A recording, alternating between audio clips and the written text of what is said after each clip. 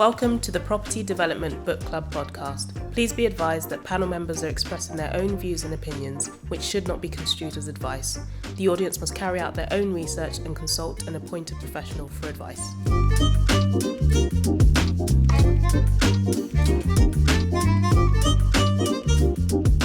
Hello and welcome to another episode of the Property Development Book Club. Today we're going to be talking about how architects can lead on the profitability as well as the design of schemes, and the discussion is going to be led by some pretty amazing architects, so definitely a must listen. So my name is YEMI ALADERUN. I am an architect, development manager and table shaker. Now, start with ADEWOLE to introduce himself. Throw it to Hugh to start. I was going to be disruptive from the beginning. Hi there, my name's HUGH. I'm an architect, and my practice was named Young Architect of the Year in 2020. Trying to follow on from that. I'm AJAYI. I'm a chartered quantity surveyor. I'm a regional director at Chorus Group. And yeah, I'll be the QS resident panel QS for this discussion. Hi, I'm NYEMU HOLNESS. I'm part 1 architect and planner. I work as a regeneration manager for Lambeth and do consultancy work across London. Hi, I'm AMANDEEP. I'm an architect and urban designer by training, and I'm an associate at BFirst, where I wear hats of being a client, working in procurement, design, brief writing, etc. And hi everyone, I'm ADEMOLAKE. I'm a senior development manager, chartered planning and development surveyor. I'm also a blogger on A-Lake Dreaming, as well as the director of A-Lake, the founder, and I'm also sponsoring this season of this podcast. Fantastic, thank you very much, the disruptor. Can see how this is going to go. So, I am unashamedly biased, but I'm going to start by saying architects. Well, we bring the creativity, the flavour, the colour, the aesthetics, the problem-solving skills. We provide design team leadership, add value, whether it's maximising light space, adding functionality. We play a big role in bringing confidence to stakeholders, but ultimately also confidence to the local planning authority. Now, one of the highest priorities in terms of expectations from a client is that the architects are also commercially minded. Do architects recognise the monetary value of our efforts? Should we be capitalising more or learning how to better articulate the value of what we do? Many architects feel that we're undervalued. Are we just sensitive? Now, starting off with you, Hugh. So yeah, I think architects, particularly their value can come in where they really understand what the client is looking to achieve with the scheme, and some of that will be monetary and some of that will be other values that the client's looking to deliver as well. So it's really about kind of articulating that through the design, so that those designs then meet those values which have been kind of transferred. I think on the monetary side, I think that there are a number of aspects that the architects can kind of address, and we'll talk about those today. But I think it's really that kind of wider vision that's really, really important. Brilliant. AMANDEEP, what are your thoughts? I think some architects clearly have recognised that there is a gap in that field of architects being seen to be very commercial. And they've kind of taken that mantle and almost known to be the kind of commercial dream team that a lot of developers will go to, because they know they're likely to get guaranteed planning, they're likely to get a very straightforward, predictable outcome. Yeah. But you will see that in the result of the architecture often. Then there's the far end of it, where I think architects perhaps aren't necessarily aware, or maybe not even interested. I've worked with quite a few that aren't really interested in being commercial. What they feel that they bring is a very big artistic flair, and that's what they're kind of known for. And you go to those individuals because of that. You don't go necessarily to them because you want regular affordable housing design. Then I think there is a cluster in the middle who are increasingly recognising that yes, they do that, and yes, there's an understanding of commerciality, but it's bringing those two things together, not being this very commercial architect that has lost value of design, and not being like costs don't matter because we operate in a world where everything revolves around cost. And some of the things like Hugh's talking about are kind of people in that space where they understand the value they bring by being able to sit on that table with a client and actually make suggestions that would alter the design in a cost positive way and improve the quality as well. And so I think there is definitely a good movement in that direction. Brilliant. So Naomi, you have some kind of architectural kind of training, some background in architecture, and you're now commissioning architects. So what would you say about the value that architects bring? Yeah, I mean, I think from the start, when I, freshly coming out of university, you think what, as an architect, you are meant to be bringing that kind of that creativity, that innovation, like a really strong understanding of the context and what the building or the development is going to look like and what impact that will have, socio-economically. But I think on the other side, so I commission a lot of architects. I think it's really important for architects to understand, as Hugh mentioned, the brief, understanding exactly what the client wants and needs, and having like an overview of everything. I think I'm not expecting an architect to come with that strong commercial kind of focus, but I want them to have a broad understanding of costs. But most importantly, it's that innovation and that engagement with stakeholders that I'm looking for from an architect. Okay, so that's interesting. So at the beginning, when I was bigging up architects, I could feel some eyes burning on me to my left and to my right. So I would love to hear from Ayo. As a QS and an architect's best friend, irony completely intended there, and ADEWOLE as a client. Do clients and the wider design team, QSs, etc., perceive the value that architects bring? Is there a difference, do you think, between what clients value from their architects and what architects believe that clients value from what you've heard today? Is there a disconnect there? Ayo, let's start with you. So it's a difficult one to answer. I think there's examples I've got of projects where the architect has fully understood the brief. We talked about brief, so let me just zoom back and go about, really understanding the brief is the fundamental. 80% of the budget is set right at the outset, right? And a lot of the time, there's no architect. A lot of the time, it's very, very sketchy information, right? So my task, envious task is to set the budget correctly, knowing the client's objectives, knowing what they want to achieve. And it's difficult because not all the clients even understand their brief at that point, right? So that's one of the challenges.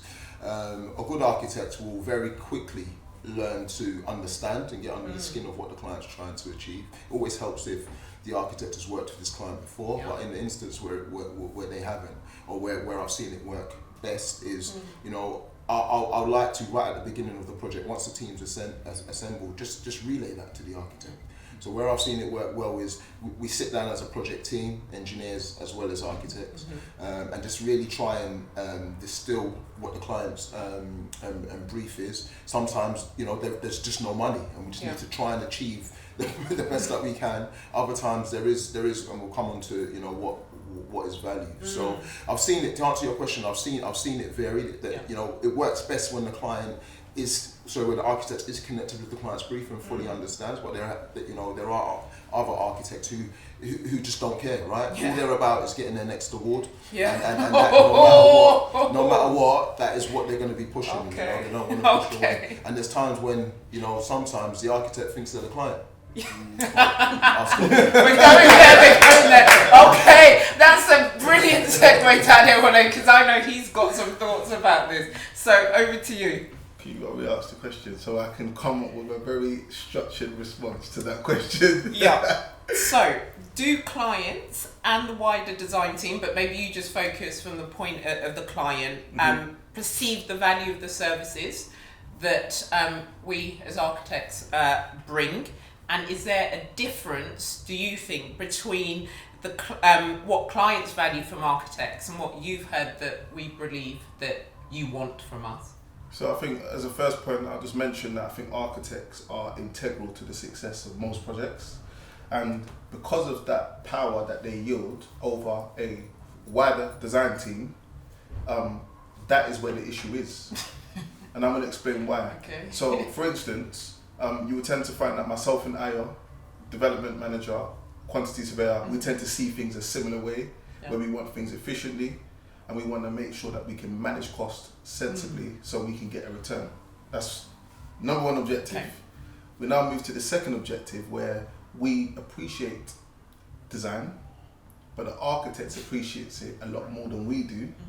And then they appreciate it so much so that the design KPIs that we care about, that allows us to make a return, and a sensible return, somewhat is ignored, and we're just thrown a lot of detail that we don't even have time to be able to understand what the KPIs are. So I say all of that to say is, yes, architecture is valuable, 100%, but on the flip side, I think that when we go back to architectural training, I don't think you were taught about profit. You wasn't taught about how you do a development appraisal. Quantity surveying, my guy, they would have had to have understood building economics in its very standard format. I don't think you guys get to understand the detail of building economics. So having a sensible size core, water flow ratios at a reasonable number, that's stuff that you guys have probably been asked from a quantity surveyor, and then you'll probably ask the quantity surveyor, how do you measure it? So what you need to do then is, you need to measure it from over there to over there, and then divide it by X, Y, and Z. So what I think, because of the fact that architects are generally taught from a specifically design perspective, there is a disconnect between our expectations, which is very commercial, versus a person whose creativity is in design, and putting too much commerciality into that might destroy that design. So I think there's an appreciation, and I think that there is an inherent conflict based on the training, in my opinion. That's really interesting. I do think that clients appreciate, obviously, the value of architects, of course, and I think that's why a particular client will choose a particular architectural practice depending on where they go. So there's no understating the importance of architecture. I don't want that to come across as what I'm saying. No, and I'd like to add that also, I think from a client's point of view, we like to look for consortiums as opposed to just an architectural practice, because you're looking for a team where you know that architects have a track record of working really well with like a QS, so that they can, work well together, understand, all those little things that are important to understand about cost, and still having a quality scheme at the end of the day. I think that's so important. It is that team, and it's that kind of mutual respect of understanding like what each person is bringing to that team and how that's going to drive the project kind of forwards. I think because I think really it's as a whole kind of optimizing something, and it's all these different aspects which some will be can be pushing against each other, but it's about finding that ground where you've optimized it. I think the point about brief is really good, because there are different types of clients, and I'd say there are clients that are much more self-aware and intelligent, and they have done so much work on themselves that they are very assured about. They have a really good idea of what works, what doesn't work, what they want on the site, what the metrics they want to measure. And there's other clients that actually will employ an architect, arguably when I would say they shouldn't yet be employing and spending money on an architect before they've understood what it is they want. And there's a lot an architect can do to kind of fill that out, but that is time spent on not designing, and that's not to say architects don't have that skill, they do. But at that point, I think a client, when they don't understand that, need to recognise, I am getting an architect on board to help me in that process. Stage 0, which very few architects are actually appointed to do, but end up doing that because they quickly realise actually they don't know if they want a community centre, they don't know they want this, they don't know how tall they want, they don't know all these other things that they haven't been considered, and actually they could spend 2 months, 3 months without putting pen to paper, but just thinking about stage 0. So I think there is that works both ways. As a client, you need to recognise when you're in that position and employ a team to help you with that. When you are in a position where you are very articulate, at that point I think it's choosing the architect and being very clear on like what you were saying, we've got a really good, very clear set of our KPIs, isn't it? About floor to fours, how many we want per core, etc., as are some metrics. And when we share that on day one, actually in the ITT process, people know the metrics we're working to, and that's better for architects, because architects know, right, they've done all this work, they know what they're doing, they've got their stuff together, and as long as I work within that, I have freedom. When you don't know, you're like, you almost test stuff, and then they go, no wait, that doesn't work, and then you're like, well, I didn't know that. So it's that understanding, I think, of what intelligent level and experience level the client sits at. So it works it would be great then actually, this next one's for you to start off with, and then everyone chip in. How, from your experience, or do you think that architects can lead on building kind of profitability as well as kind of bringing all their skills in terms of design? Yes, I think they can lead, and I will rely heavily on my architects. I say that because once I've set the budget for the project, say stage 0, RIBA stage 0, stage 1, and we're working through, the architect is probably the most important initial consultant that I'm working with. I've like I say, relayed the information I'm working with. It's so important, this collaboration. So they're not working in silos, and they're not working in isolation, and then we're working together. You know, by the time I want to present my stage 1, I'd like to think that, again, I've run through it with the architect. I'm making sure that the design aligns with the cost, especially at kind of stage 3. You know, so when we're going towards planning, it's really important to ensure that the design is connected, and the architect has a significant role to play in terms of the materiality. And like I say, if the brief has been set from the outset, you know, we do a number of options, we'll look through, we'll know where the challenges are on the project as we're going through the design stage.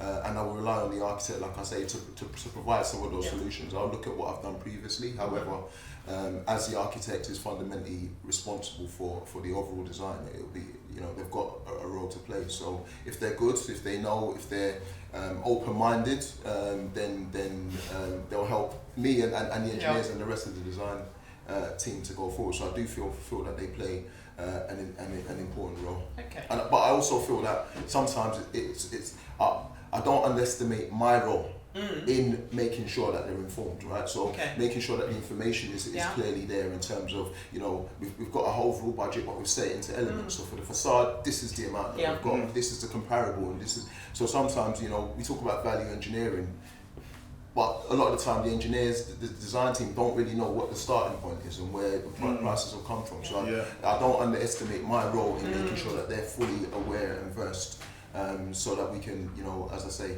collaborate to make sure that we achieve the client's goals. Okay. Would you agree, Adewole? Yeah, I think what I mentioned is very important, because, you know, you get and I'm not going to mince my words here. You get quantity surveyors that just do a straightforward process where they're not challenging elements throughout the design stages, and it's very much RIBA stage 1, give me the design, cost it. RIBA stage 2, give me the design, cost it. RIBA stage 3, give me the design, cost it. But what should be happening, and this is where, for us, myself and Hannah, who's sitting over there as development managers or development directors, okay. I think that from that perspective, I think that if we can have hands-on QSs that are managing the elements properly throughout the stages. So as an example, if there is a facade system that we would like to proceed with, I would be expecting for someone to tell me how much that facade is. And not only from, it's a square meterage point of view, I'm going to speak to these suppliers, and then we're going to be informed based on the existing design that you're presenting.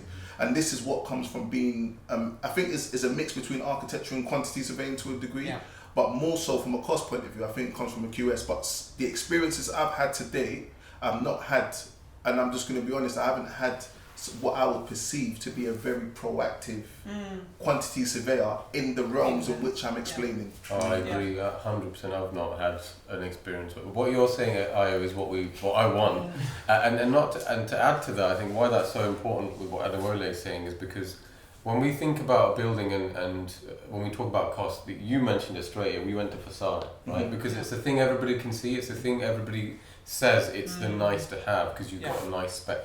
What about the over-engineered structure? What about the MEP that nobody challenges because it's assumed it's technical stuff, the engineers take care of it and it has to be there, and it's rarely interrogated by QSs. Well, actually, what system are you using? How is that duct run done? Or like that structure. They benchmark a lot. They benchmark, but not to actually get to the specific. Very rarely, structural engineers and MEP are challenged about their design. Yeah. Because it's assumed that is the skeletal structure of a being, and it doesn't need challenging because it has to be there.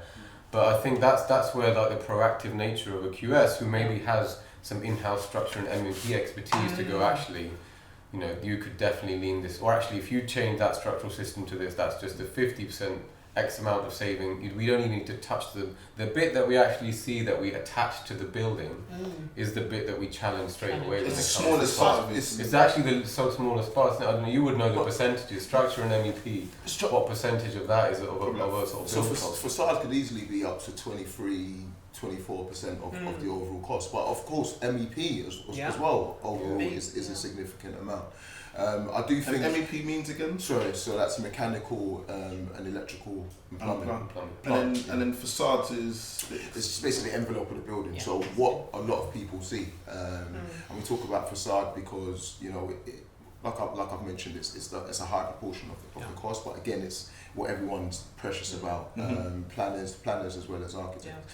But the reason I say that, sometimes I think until that, if that interrogation isn't done at every stage, and this is my point. I feel value management, value engineering, which is a part of value management, needs to happen at every stage, even if we're on budget, right? Absolutely. So I think the common practice is, right, we're on budget, off you go, carry on, rather than always looking at opportunities to save money or to create value. And the reason is, if at stage 3 you want to do value engineering, you've already kind of determined what you're doing in the frame, you've kind of determined what you're doing in the ground, and unfortunately it's the nice and shiny things that people see that get lost, which sometimes, and you can easily be in a position where you want to save 10%, but you're looking at kind of 5% of overall costs, elements, because you're not looking at, and sometimes it's too hard to reverse back because everything you've designed is predicated on elements such as you raised a good point, because in terms of maturity in developers, and that we've been speaking about, when I was in countryside properties, they will not submit a planning application until an estimator has scrutinised the design to shreds, complete shreds, and then at that point in which they're comfortable with whatever budget they're going to get, that's when they submit. And I'm assuming it's the same for you, Hannah, as well. So whereas in the public sector we do something similar, but there's a lot of things, so a lot of the problems in cost-wise generally come out before you submit a planning application. But in some instances, like from our perspective, working in the public sector, the problem comes after we submit planning determination, and then we're now getting a builder on board. That's when the problems start to materialise, and it's a nightmare. And it's a nightmare because it's very hard to reverse back from that position. point. Right? Exactly. And also, it's in planning. They've seen the nice and shiny. They're not going to want anything else. Exactly. So it's going to be very hard to reverse back. And that's the point when you said about you go for the perceived easy win. No one wants to re-coordinate the structure. It's like, what can we start with the facade? Take the facade, it's easy. Okay, so I think we're a good point here where I think we can start to talk about, and AMANDEEP and Hugh, I'd love you to come in from the angle of cost versus value. And I've had some very heated conversations with ADEWOLE about this in the past, but I want the two of you to come in here. So I think when we think often of cost and value, often the focus is on capital and immediate cost of a development rather than whole life cycle costs and management. And I think there's not enough consideration put on value. And I guess also some things are difficult to quantify as well. And development managers, QSs, often, we do like to have actual costs put to things, especially when we're doing our kind of financial appraisals. And I think sometimes now we're at the stage where we start to talk about, especially those of us in the public sector, where reputation is also really important. and our customers or our colleagues in the customer service team having to deal with, you know, irate residents. It's a big part of expenditure in local authorities, housing associations, and can we start to put a number of actually what that's costing us to really have all those people all working to just defend our schemes for us and make sure people are safe. And also we now have the social housing white paper, which puts a lot more emphasis on resident satisfaction as well. So I think, and I also touch on the point of looking at full life cycle of projects. And I think, again, those of us that have a long-term interest in the properties that we develop, so housing associations, local authorities, we're looking at 30 years, 40 years, 50 years worth of investment. And I think, you know, that long-term, even though what happens a lot as well, I think those of us in the delivery team and doing our appraisals, you know, we're not thinking that actually, hold on, even though upfront costs might be coming out of our budget, you've got the maintenance costs, and that's coming out of another budget, but ultimately it's coming out of the same organisational budget. So let's talk about cost versus value. Architects first, please, before the QA and the client.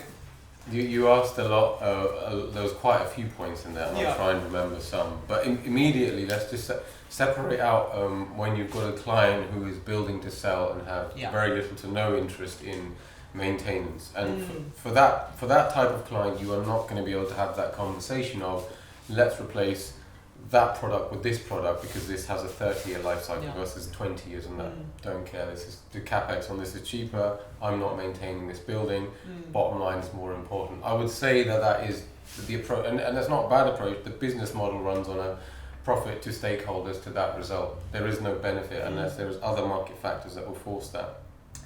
Where there's housing associations and local authorities, there is more of that rigor. However, I think there are boundaries between departments as well. So I think, and I've also spoken to other large housing associations who would say we almost have a bit of a wall. Like we again work in our bubble of developing and just handing it over to them, even though you're the same organisation, without saying actually it is the same pot of money recirculating. So actually, if we can halve your costs and put more money in that way, let's redirect that, and there is value to be added there.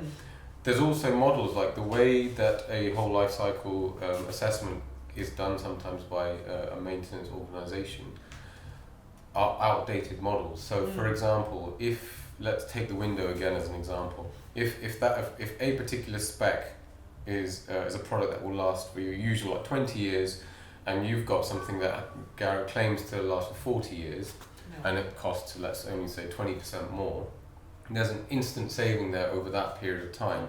But a lot of, particularly ours as well, the maintenance model that actually assesses that whole life carbon, it does not take that time change into account to calculate that. So the model is not really set up to take that into, it will just still apply 20 years and capex costs. So that all you're then just saying is the higher capex cost, which means it's like you have to rewrite the model to suit a way of thinking like that to begin with. So value and cost coming. We'll probably touch on to value engineering later, but I think that's become a really dirty word. And I think what you said, Ayo, about like bringing it in earlier, I think that is such a good idea and point about removing the kind of negative connotation everyone's now understood. What was actually a term that was about really generating good value. How can we take this bit, make it better, and save some money on it, also, and then spend that money somewhere else? Never about what we know it to be now, which is and then when you mention that's what people think. They don't think, right, let's work really hard, because all you get is, when we get value engineering list back, cut that, take that, go out, take this back out. It's never like, let's replace that spec with this, which is very similar quality and similar. It's rarely that. We just need to get, we need to save 2 million. Take this off, take cut this this off. and then one director comes in, tick, tick, tick, tick. It is. So the definition of that needs to come back to what it always used to be, which is it's lost that definition. Value engineering. I was actually going to ask if you could just explain, because there might be some people might not know what it is. If that's I think AMANDEEP just did. Yeah. Well, but go again. So really, it should be about driving good value out of a design.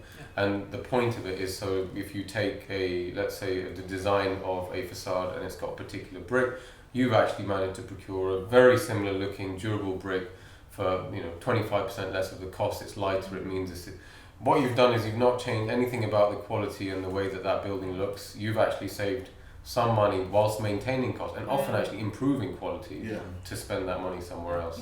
How it's been misconstrued now is when people say value engineering / costs. It's cost cutting. It's cost cutting. And actually, value engineering sometimes is spending more money but achieving better value. So it's not always over the life cycle of the project. So it's not always about just saving money.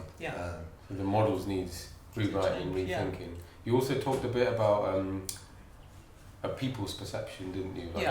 And I think that's another thing that we often don't bother doing. Like if we hand over a building, we finish stage 7. Nobody talks about the post handover evaluation, post occupancy service. You ask many architects, how many of you have done this? I would say maybe 1% or 2% have ever been asked and paid to do a survey like that.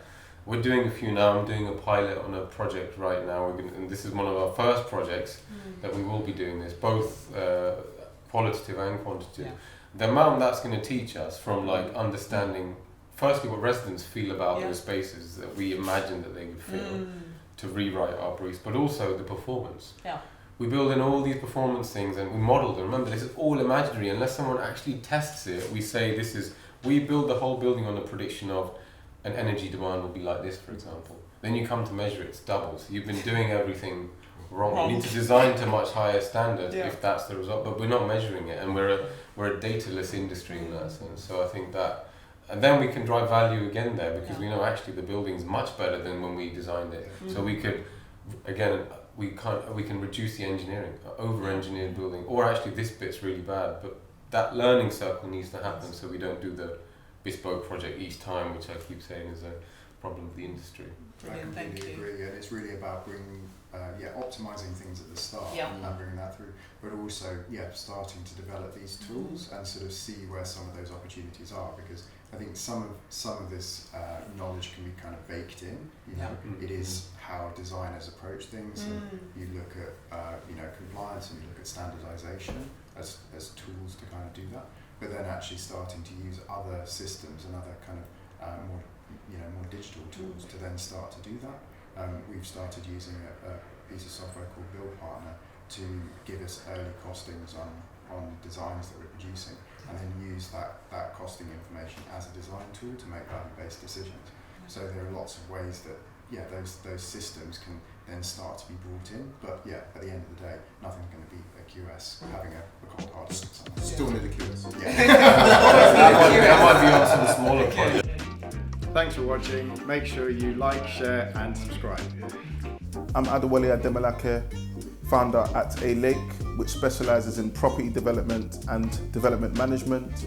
We are sponsoring the first season of the Property Development Book Club podcast, which will be out on all platforms soon.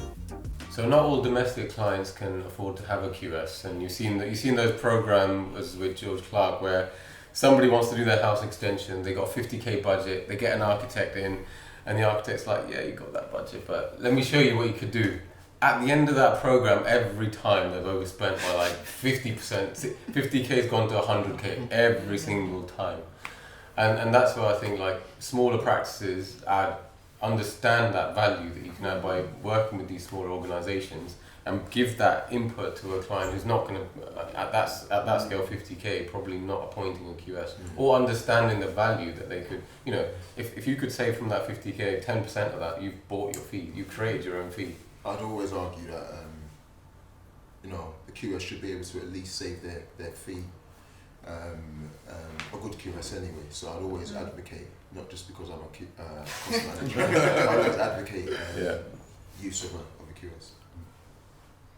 So what about where the architect's the lead consultant? Isn't it their responsibility to scrutinise the MEP and the structural?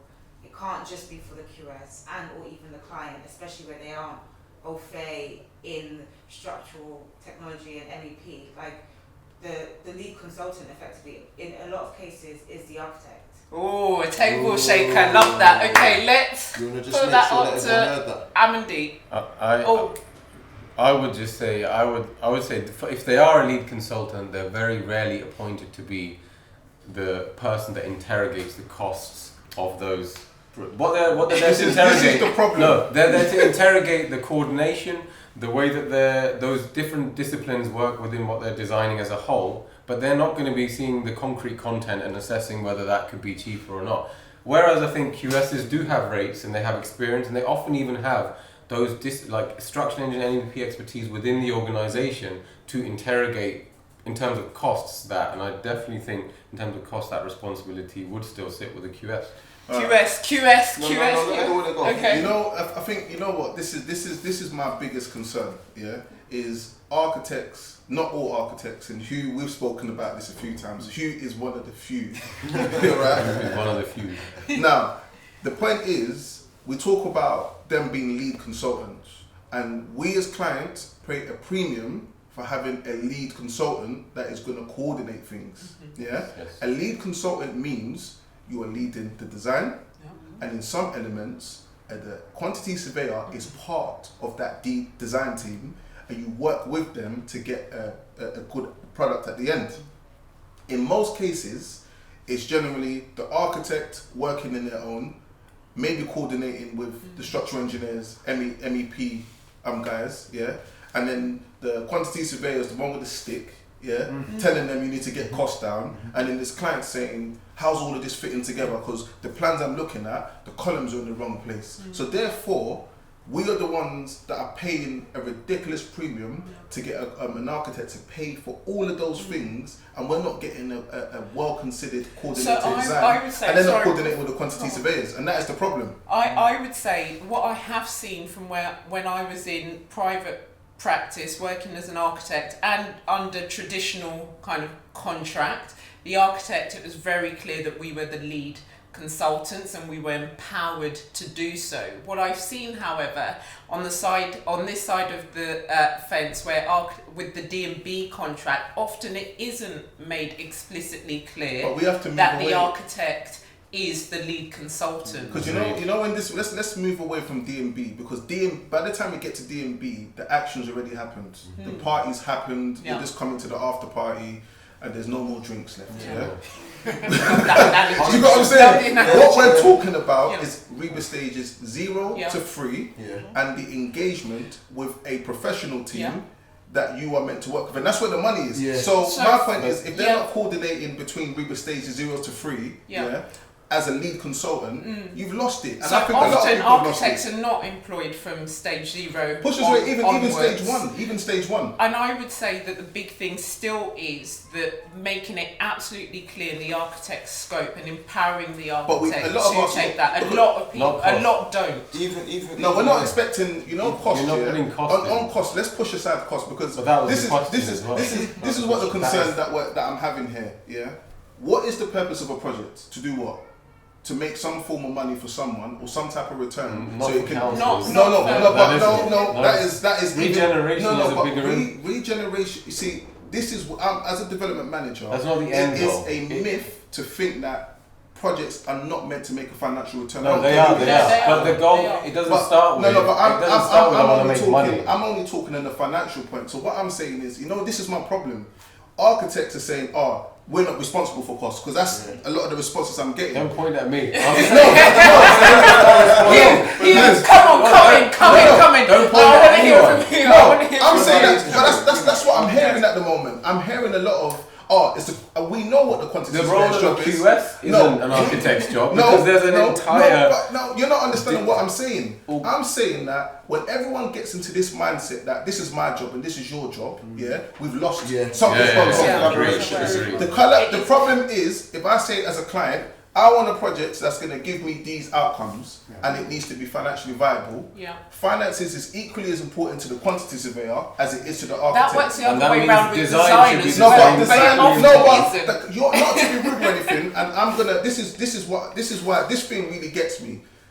the most important party in a development, in the larger scale, is the client. Do you agree with that? Yeah, 100%. Do you agree with that? Yeah. So I'm not saying design isn't important, but the needs of the client is more important than everyone else's opinion. Do we agree with that? Yeah, well, we all started with needs that of by talking about the brief. Thank you very much. So if I'm saying that, so we're not, most intelligent clients are not negating the fact that design is important. We're not negating the fact that we need to build efficiently, but our objectives need to be on top of it. And this goes back to the point that I think someone mentioned it. Some architects believe that their design is more important than the needs of the client, and I've had some very contentious situations as a result of that disparity. But that's something we've all agreed with. I know that there are those architects out there. We're not talking about the kind of ones that are there those people are there. I fully agree there are architects there that are there for the awards, and it's an uncompromising design.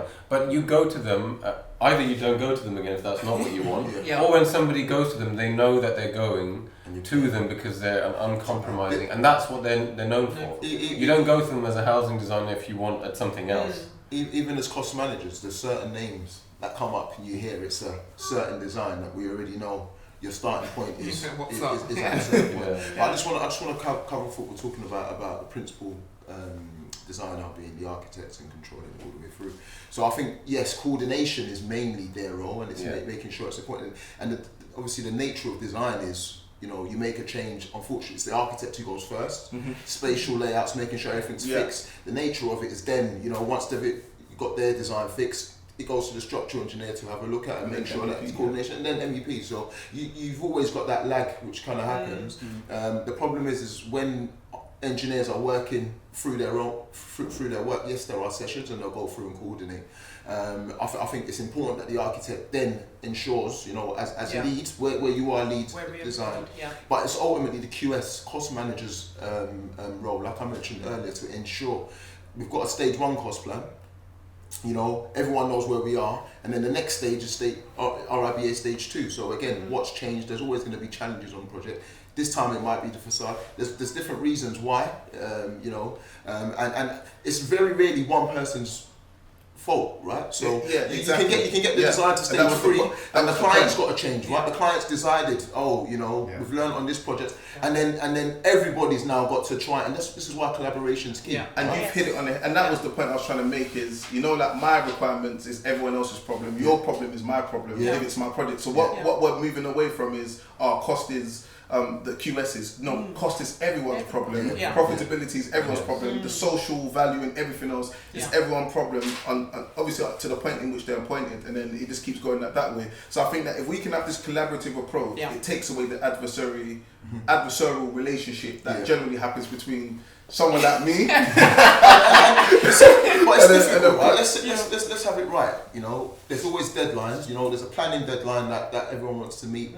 For the architects, you know, the number of drawings that I've got to review when we get to, you know, a significant project, and you know, that one change unfortunately means you're having to set your GAs, you know, your general arrangement. Everything's changing, so it is quite stressful. And I think that's the moments where I've seen consultants just kind of clamp down and just have, you know, it's about my deadline now, and I'm set against my KPIs, and that's where I think sometimes it falls apart. So I try my best when because I see the QS as a key project lead in terms of the project manager and client team and lead. Definitely. And I think it's very important that culture that is created, that everyone pulls together. So I'm going to have to wrap this up. I think we've already had a grenade. Thank you very much, Hannah. We need another one.